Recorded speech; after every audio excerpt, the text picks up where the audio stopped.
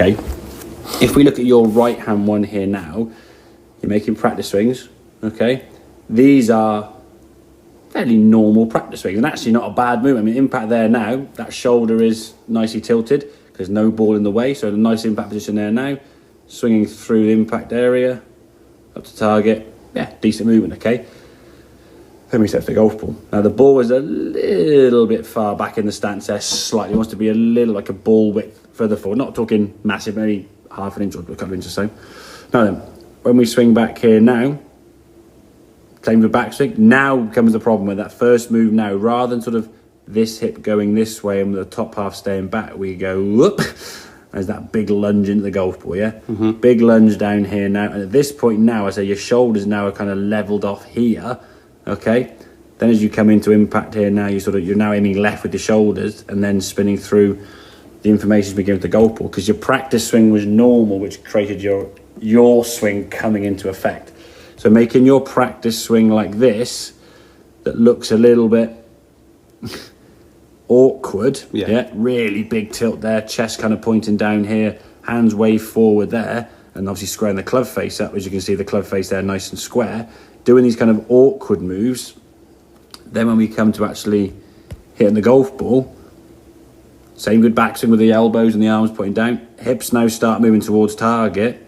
As we come into impact there's impact, you've still got your tilt in your shoulders, you've got a nice sort of line down there, left arm, left elbow, hands are just a smidgen behind, but not enough to worry about at the moment now, okay?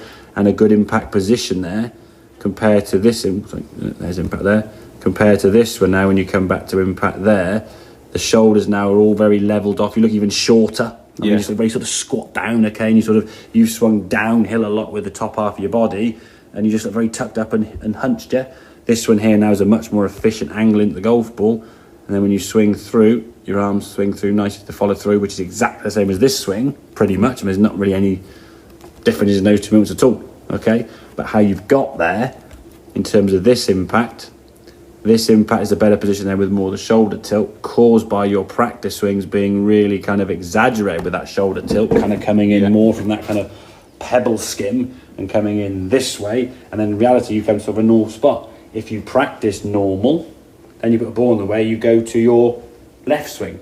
So to stop this tilted and big high right shoulder and pulling it left and the big cut with the longer clubs, we'll go right. We'll exaggerate this, square the club face up, exaggerate this with a square club face. Okay, there's the ball. We just swing.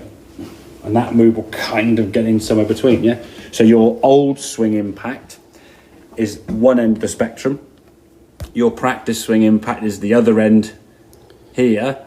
And then when you put the ball in the way, we'd assume it sort of goes in between there somewhere. And by the virtue of the shots you're hitting, they're starting right of target and not disappearing right of target. The beauty of that is the size we're there with the 7 iron was just over 1,000, which with the 7's not too bad. And it's only missed, that's got 129 yards, it's 14 yards offline, and it started right of target. Yeah, it's funny actually, because only be 14 yards offline is very good. So the concentration on keeping that face flat or straight when I come back is what's helping me do that movement. Exactly. I'm just constantly making sure that it stays at that angle. That's why I think the concentration and the thinking should all be done at the golf ball to the side, yeah? Then when you step to the golf ball, you've done all this kind of work beforehand, okay? So you've done all this kind of prep work there, getting the club face square, then just step to the golf ball, okay? If we get rid of all that, and then nice relaxed, hit it. It's a good movement, yeah? It's a good solid functional movement, and the ball is showcasing that. Now we look at the hybrids and other clubs and just do the same with that. Okay? Makes sense? Yeah, good, yeah. Good man.